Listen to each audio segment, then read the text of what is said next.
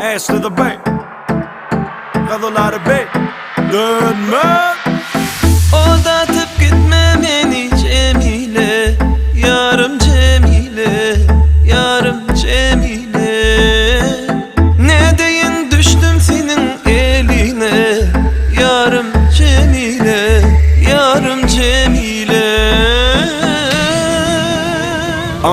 Yarım demekrim, canıma melkem. Bugün geldim bana bu rütköşü kılkam. 7-24 sen yanıda bolsam. Bir de peskel veren hemez atları postam. Onsam, bile uçsak bana konsak. Yerden neçeli bir verimizi dolsak.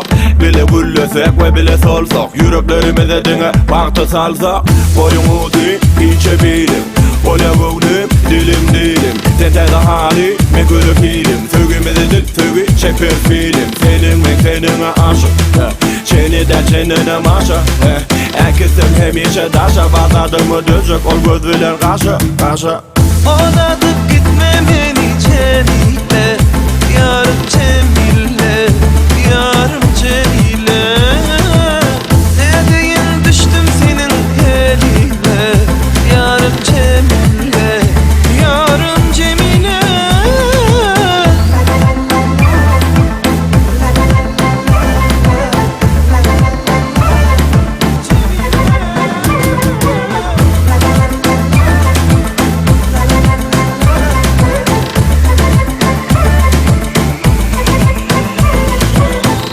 Yok demem ana, döneyim sana, karışıp sana, çık yarın dana.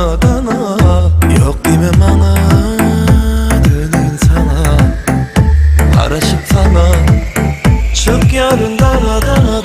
Bana derek, sen bana gerek. Men sana derek ki çek barım berim. Sen ki canım benim, gözün aldı serim. Günü gözü elim seni edeysem gelir. Götürün yürekte elmi damadını.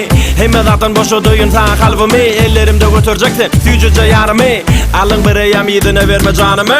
Aldatıp gitme beni Cemile, yarım Cemile.